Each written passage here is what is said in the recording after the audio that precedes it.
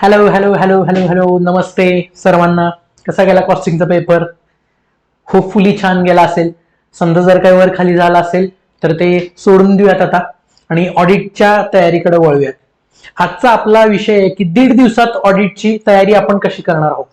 तर त्याबद्दल आपण थोडंसं डिस्कशन करूयात आणि बघूयात कशी तयारी करायची आहे, जेणेकरून आपल्याला 1.5 दिवसात कमीत कमी वेळात आपला सिलेबस कंप्लीट करता येईल आणि फुल कॉन्फिडन्सने आपल्याला एक्झाम मध्ये जाता येईल आणि आपल्याला एक्झाम्शन क्लेम करता येईल.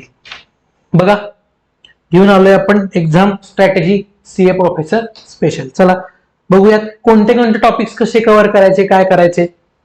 आता मी काय केलंय, पूर्ण आपल्या सिलेबसला 3 फेजेस मध्ये डिवाइड केलेला आहे. Phase 1, phase 2, phase 3.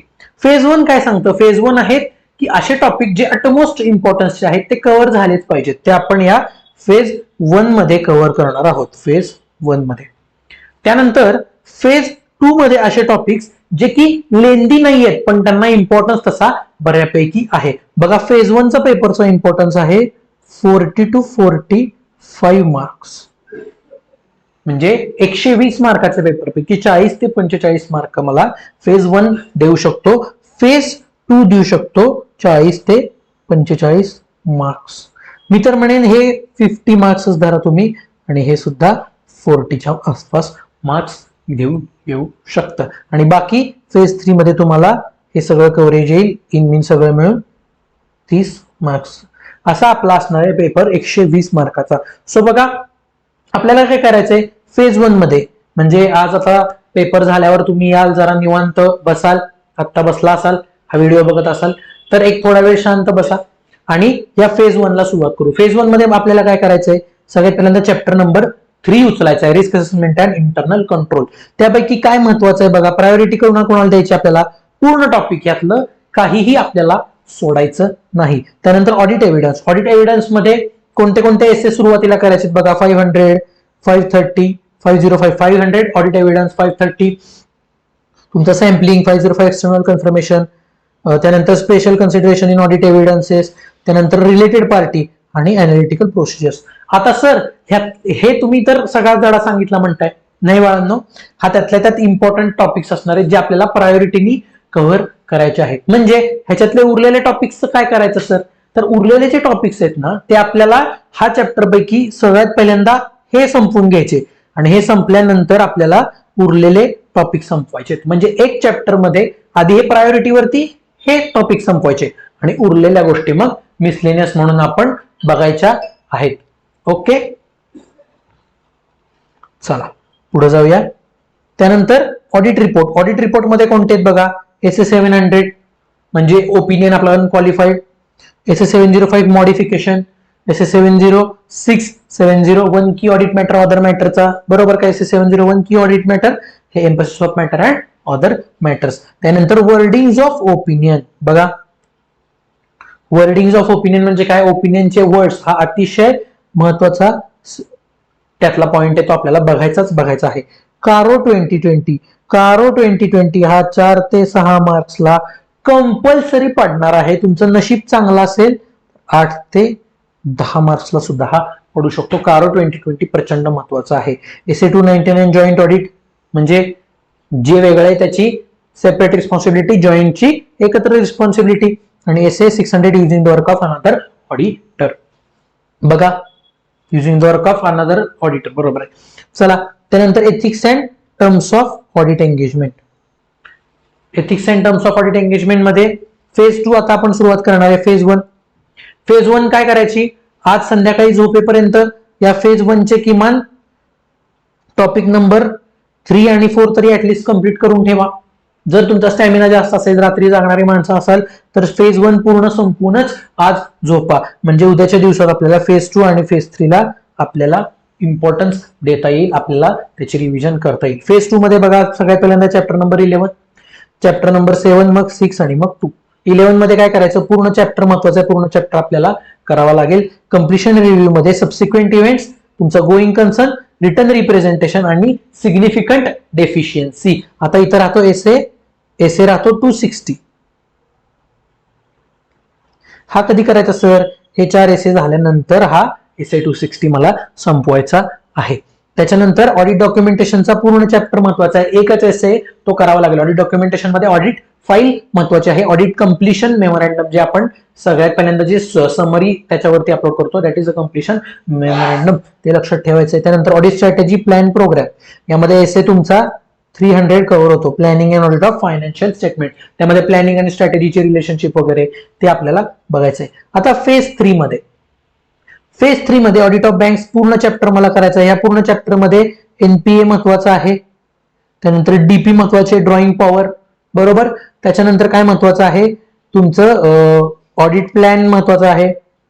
Audit plan मध्ये एक पॉइंट आहे टीम डिस्कशनचा, तो एक महत्वाचा आहे. सो पूर्ण चॅप्टर मला ह्या पद्धतीने कव्हर करायचं आहे. Nature, objective and scope of audit, बघा त्यामध्ये स्कोप महत्वाचा आहे. पहिल्या चॅप्टर मध्ये काय काय महत्वाचं आहे, स्कोप, इनहेरेंट लिमिटेशन्स, ॲश्युरन्स आणि स्टँडर्ड्स ऑन ऑडिटिंग, म्हणजे स्टँडर्ड्स ऑन ऑडिटिंग कोणकोणते, रिव्ह्यू काय असतं, त्यानंतर ॲश्युरन्स एंगेजमेंटचे स्टँडर्ड्स काय असतात, त्याचं ब्रीफ आपण जे आपल्या चार्ट्स मध्ये दिलंय ते आपण कव्हर करायचंय. त्यानंतर येतो 9 different types of entity. Different types of entity मध्ये गव्हर्नमेंट ऑडिट मध्ये एक्सपेंडिचर ऑडिट वगैरे त्या गोष्टी नाहीत का, बघा प्रोप्रायटी ऑडिट त्याच्यानंतर एनजीओ महत्वाचं आहे, फर्म महत्वाचं आहे या अटेम्प्टसाठी, hotel, LLP, cinema, charity, cooperative आणि मल्टीस्टेट. मग सर राहतात कोणते, स्कूल राहतं, बरोबर आहे का. त्याच्यानंतर तुमचं हायर परचेस राहतं, लिजेस राहतं. हे कधी करायचं, हे झाल्यानंतर. त्याच्यानंतर ऑडिट ऑफ आयटम्स तर मी तुम्हाला सांगितले पूर्ण इमॅजिनेशन बेस्ड चॅप्टर आहे. त्यामध्ये मात्र लक्षात ठेवताना आपल्याला मॉड्यूल मधून करताना ह्या गोष्टी करायच्या. Disclosure of all items, companies act under जे डिस्क्लोजर्स तुम्हाला दिलेले आहेत ते प्रत्येक आयटमचे आपल्याला वाचून घ्यायचे. आणि महत्वाचे कोणते त्या आयटमसाठी, इंटेंजिबल ऍसेट्स महत्वाचं आहे, पीपीई महत्वाचं आहे, प्रॉपर्टी प्लांट अँड इक्विपमेंट, बरोबर का. AS10 बॉरोइंग्स महत्वाचे आहेत, प्रोव्हिजन्स, त्यानंतर परचेस, अदर एक्सपेन्सेस, सेल आणि डेप्रिसिएशन, हे तर आपल्याला करायचंच आहे. आणि बाकी गोष्टी मग आपण वाचून पुढे जाऊ शकतो. हे झालं की मला काय काय करायचं. बाळांनो, करताना मी जो सिक्वेन्स दिलाय त्याच सिक्वेन्सनी जर तुम्ही गेलात तर तुम्हाला कमीत कमी वेळात हा सिलेबस कंप्लीट होईल. मी कसं केलंय, कॉन्सेप्च्युअल चॅप्टर्स आहेत त्याला आपण डिसेंडिंग ऑर्डरनी घेतलेलं आहे. म्हणजे काय, एखादा कॉन्सेप्च्युअल धडा शेवटच्या दिवशी जर करायचा राहिला तर प्रेशर येतं आपल्याला. त्यासाठी कॉन्सेप्टचे धडे आपण आज आणि उद्याच्या पूर्ण दिवसात उरकून घेणार आहे. म्हणजे राहिले धडे कोणते, 9वा आणि 5वा. These are all chapters for reading. बघा ऑडिट ऑफ बँक्स हे जे फेज 3 चे चॅप्टर्स आहेत ते रीड करून होतात, त्यामुळे त्याला स्पीड आपला पटापट लागणार आहे. बघा काय काय गोष्टी लक्षात ठेवायचे, जे रिमेनिंग टॉपिक्स आहेत ते प्रायोरिटी टॉपिक्स नंतर आपल्याला कव्हर करायचे. म्हणजे ह्या वरच्या लिस्टमध्ये दिला नाही म्हणून तो वाचायचा नाही असं करायचं नाही, ते वाचायचंय पण हे झाल्यानंतर, सगळ्या महत्वाच्या गोष्टी झाल्यानंतर बाकीच्या गोष्टी वाचायच्या. त्यानंतर 3 आरटीपी मला बघायचे. एक टॉपिक झाला की त्याबरोबर त्या 3 आरटीपीतले त्या टॉपिकचे सगळे क्वेश्चन्स सॉल्व्ह झाले पाहिजेत. कोणते आरटीपी, जानेवारी 25, सप्टेंबर 24 आणि मे 24.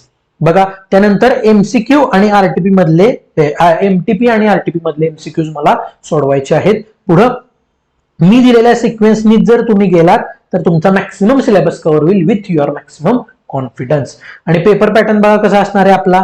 पेपर पॅटर्न मध्ये पहा, एमटीपीचा पेपर पॅटर्न वेगळा आहे, फायनल एक्झामचा पेपर पॅटर्न वेगळा आहे. एमटीपीचा पेपर पॅटर्न आहे 5-5-4, 14 मार्काचा जो क्वेश्चन असतात त्याचा पॅटर्न 5-5-4 असा आहे एमटीपीचा. आणि मेन एक्झाम मध्ये काय तो 4-4-3-3. बघा 30 मार्काचे एमसीक्यू असणार आहेत, 6 मार्काचे डिस्क्रिप्टिव्ह. यापैकी क्वेश्चन नंबर 1 कंपल्सरी आहे, कारण क्वेश्चन नंबर 1 सोडवूनच यायचा आहे, तो कंपल्सरी आहे. प्रत्येक क्वेश्चन मध्ये 4 सब क्वेश्चन असतील ABCD, जे की असतील 4-4-3-3 मार्काला, म्हणजे 14 मार्काचा एक क्वेश्चन. असा आपला पेपर टोटल असणार आहे. पहा आता हे झालं स्टडी प्लॅन 1.5 दिवसात कसा करायचा. सर आता कुठून करायचं, आपले चार्ट्स तुम्ही वापरलेत आणि माझे लेक्चर जर तुम्ही जास्त स्पीड लावून जर पाहिलेत तर ही सगळी रिव्हिजन तुम्हाला उद्या दुपारी 3 ते 4 वाजेपर्यंत सलग उरकून जाईल. बघा हा एक पर्याय. दुसरा पर्याय काय, गो थ्रू करा नोट्स मधून, पूर्ण चॅप्टर रिवाइज होतोय का बघा.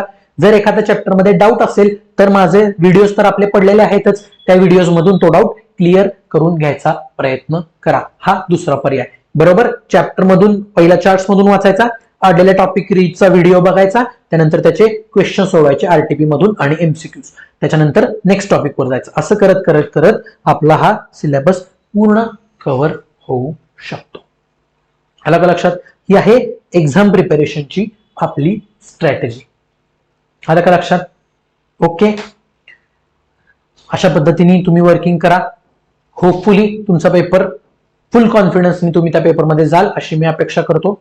तुम्हाला जर पेपर होईपर्यंत काहीही अडचण आली, कितीही वाजता अडचण आली, तरी तुम्ही मला रीच आउट करू शकता. मी तुमच्यासाठी पूर्ण अवेलेबल आहे आपला पेपर होईपर्यंत. काही काळजीचं कारण नाही. Okay, the CA professor signing off. आता राहतो एक प्रश्न, की आता मध्येच माझ्या लक्षात आलं की एक प्रश्न असा आहे की सर पेपर कसा सोडवायचा, how to attempt the paper, paper कसा सोडवला पाहिजे. तर लक्षात घ्या, पेपर सोडवताना एमसीक्यूचा सगळ्यात मेन मॅटर आहे. तो एमसीक्यू मी तुम्हाला सांगतो कधी सोडवायचे. एमसीक्यूचा जो पेपर आहे तो आपल्याला दुपारी 3 ते 4 मध्ये सोडवायचा आहे. का सर? कारण सुरुवातीला जर तुम्ही एमसीक्यू घेतले तर तुम्ही फार स्लोली ते एमसीक्यूज अटेम्प्ट करत जातात आणि वेळ खातो आपला. आपण बघा सगळ्यात प्रोडक्टिव्ह असतो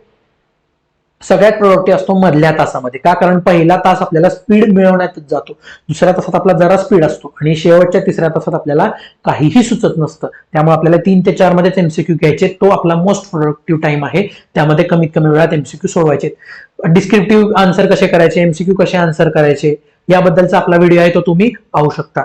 ओके, फार वेळ तुमचा घेत नाही. सर्वांना ऑडिटच्या पेपरसाठी खूप खूप शुभेच्छा. पेपर झाल्यानंतर आपण एक पेपर अनालिसिसचा छोटासा video टाकूयात. Okay, the CA Professor signing off. Bye bye. All the best.